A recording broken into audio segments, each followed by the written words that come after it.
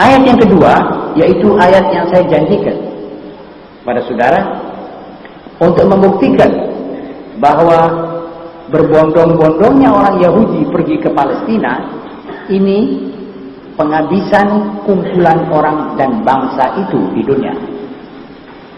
Allah berfirman dalam surat Al-Isra, "Wa qadayna ila bani Israila fil kitab la tufsidunna fil ardi marratayn wa la ta'lunna 'uluwan kabira fa idza jaa'a wa'du ulahuma ba'athna 'alaykum 'ibadan lana uli ba'sin shadid fajasu khilal ad-diyar wa kana wa'dan maf'ula ثم رددنا لكم الكرة عليهم وأمددناكم بأموال وبنين وجعلناكم أكثر نفيرا إن أحسنتم أحسنتم بأنفسكم وإن أسأتم فلها فإذا جاء وعد الآخرة ليسوءوا وجوهكم وليدخلوا المسجد كما دخلوه."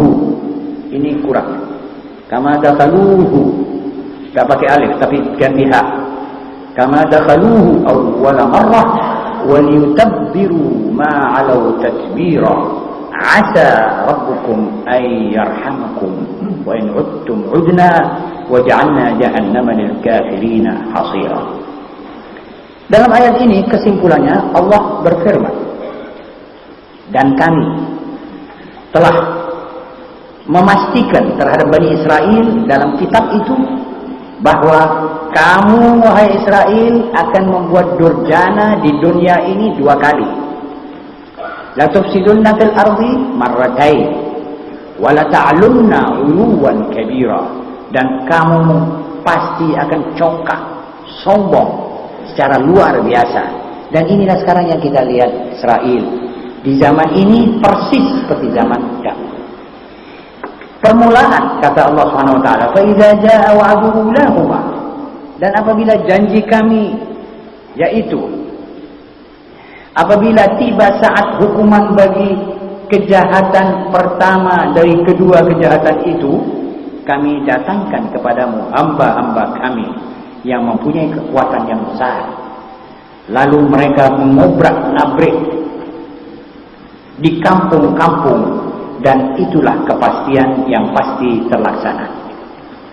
Jadi karena kedurjanaan Bani Israel pada zaman yang pertama, kata sebagian ahli tafsir, yaitu zaman Bukhtunassar, maka Allah SWT mengutus hamba-hambanya yang kuat perkasa, yaitu mengobrak-abrik Bani Israel, menumpas mereka habis-habisan di zaman itu.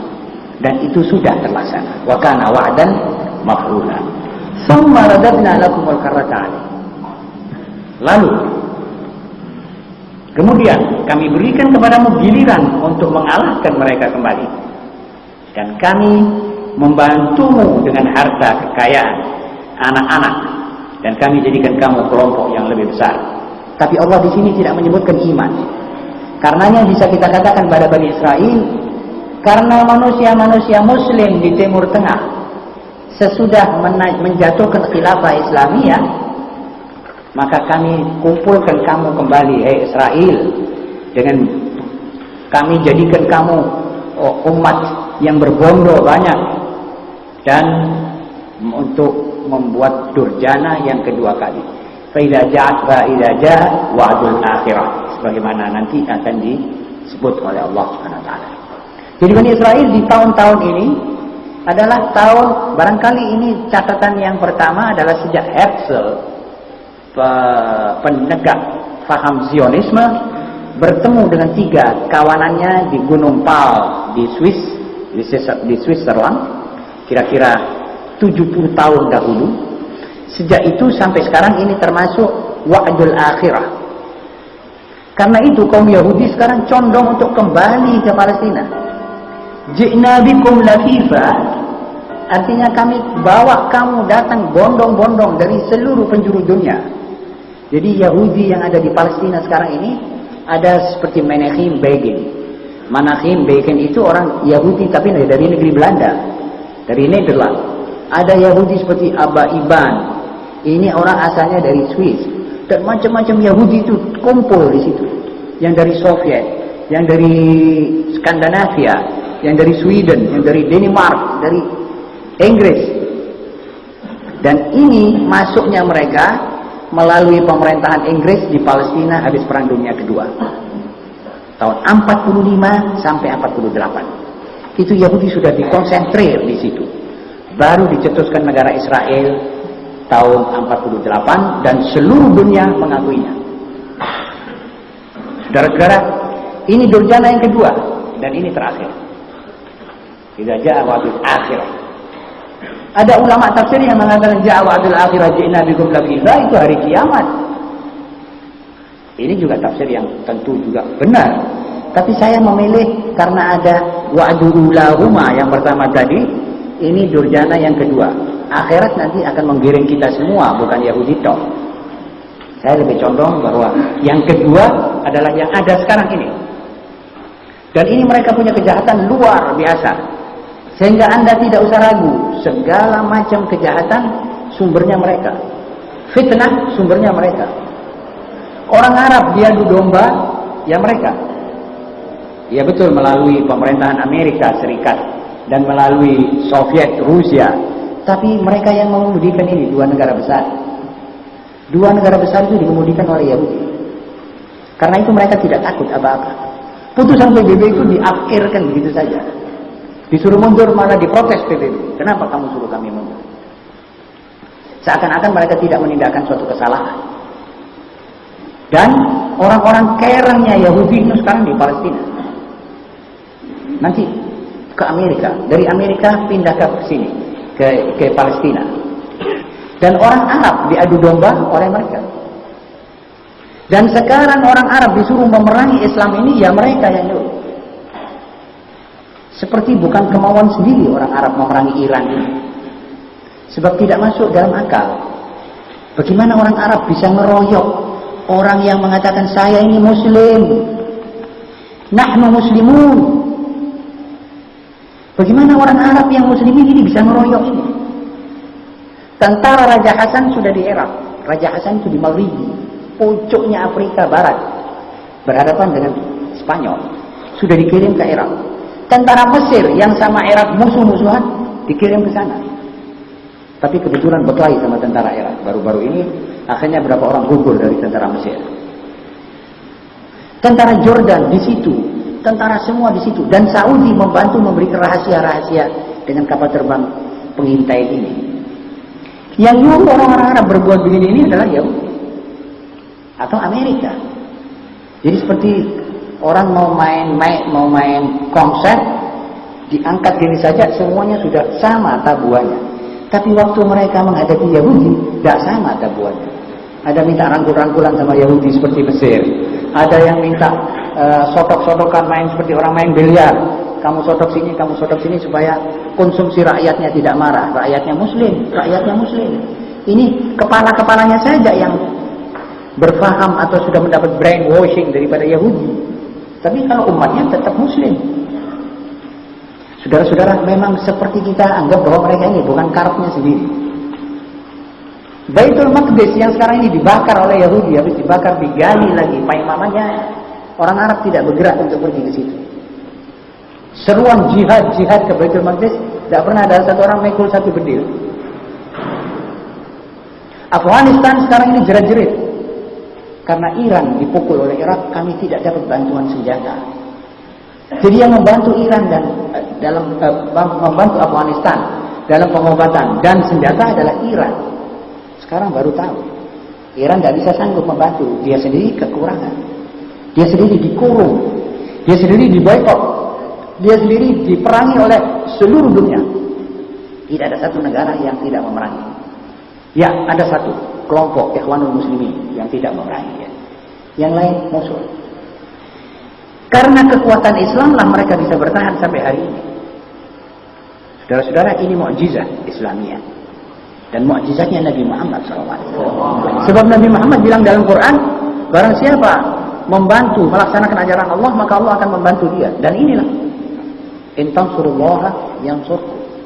Belum kalah. Saudara-saudara, dalam interview Bani Sadr Presiden Iran kepada Newsweek 2 minggu yang lalu, dia katakan kami masih sanggup untuk bertahan lebih lama dan mungkin kita serang.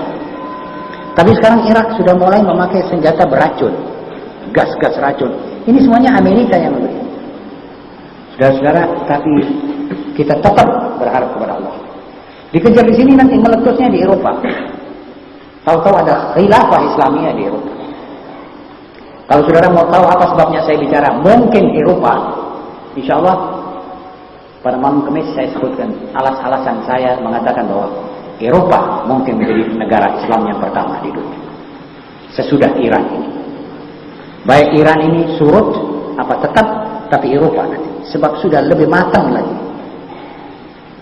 Bahwa mereka seakan-akan sudah, kalau ketemu Islam itu sudah plek. Dr. Maurice Bucaille dalam bukunya perbandingan antara buku-buku agama dengan Bible, Al-Quran dipertimbangkan melalui ilmu pengetahuan. Saudara bisa baca buku itu yang diterjemahkan oleh Profesor Rashidi. Saudara bisa tahu bagaimana keinginan orang Eropa tentang mengetahui Islam itu. Bagaimana jauhnya mereka mempelajari Islam. Belum tentu kiai seperti saya bisa nututi ilmu pengetahuan yang dibawa oleh Dr. Maurice Bucaille. Saya mungkin akui kalah dalam cara dia mengupas ayat-ayat Al-Quran melalui ilmu pengetahuan sekarang. Itu orang Eropa sudah haus pada kitab ini. Tinggal satu peluitan saja mereka sudah. Ini Poland berteriak-teriak minta agama.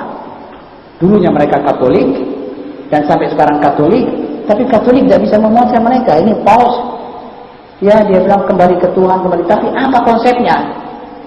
Bagaimana kita membuka bank menurut agama Katolik? Tidak ada.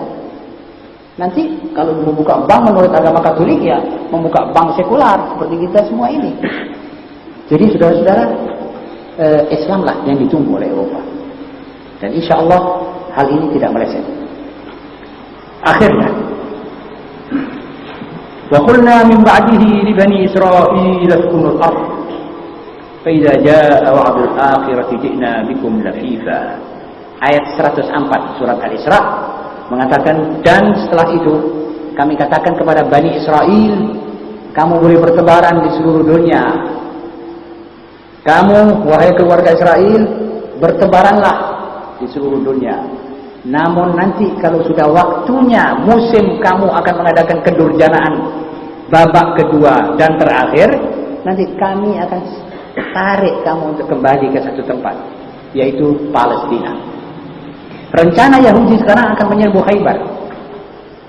Dia orang sudah nekat. Katanya Madinah itu kepunyaan kita. Khaybar adalah milik kita. Kita akan serbu dan kita akan takluk. Kata ahli-ahli strategi mengatakan ini Syria nanti akan berbalik menjadi negara Islam untuk menghadapi Israel ini. Sebab kalau tidak pakai Syria, jalannya jauh.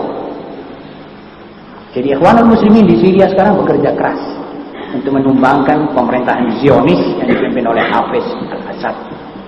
Saudara-saudara, mudah-mudahan apa yang kita dengar pada malam ini membesarkan hati untuk menguatkan iman kepada Allah, untuk mempelajari syariat dan akidah, untuk mengamalkannya dan untuk menyebarkannya. Kita tidak usah ragu lagi bahwa yang akan memenangkan ini Allah. Kalau anda tanya, limanil mulkul yaum? Jawabnya hanya satu, lillah al-wahidil qahhar. Siapa yang memegang kerajaan segala raja sekarang, hari ini? Allah. Allah al-wahidil qahhar. Kalau anda tanya besok, limanil mulkul yaum? Jawabnya juga satu, lillah al-wahidil qahhar. Dia yang mendistribusikan kekerajaan dan kekuasaan. Saudara yang kelihatannya seperti begini, tidak berdaya, tidak berkekuatan, satu waktu kalau Allah mengizinkan kepada kita, kepadamu diberikan suatu kekuasaan yang tidak kamu bayangkan. Imam Khomeini di pesantrennya di Qum 50 tahun, akhirnya diusir, sampai kembali lagi dia memegang tampuk kekuasaan. Jadi Allah SWT yang memberikan. Yang penting diberikan atau tidak, kita harus khusyuk kepada Allah, harus iman kepadanya.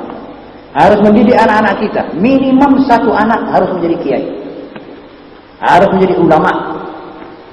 So, kiai juga kadang-kadang dikibuli, bisa terfitnah mengenai isu-isu seperti sekarang ini. Banyak kiai yang membenci Imam Khomeini luar biasa, sebab dia makan ini isu dan arus dari barat. Jadi kita mesti betul-betul mengerti apa sebenarnya perjuangan Islam dan apa perbedaan antara mazhab dengan mazhab, supaya masalah mazhab tidak lagi menjadi pokok persoalan yang lebih daripada masalah agama Islam sendiri. Saudara-saudara, saya kira cukuplah pada acara pada malam ini. Mudah-mudahan Allah SWT menjadikan majelis kita ini majelis yang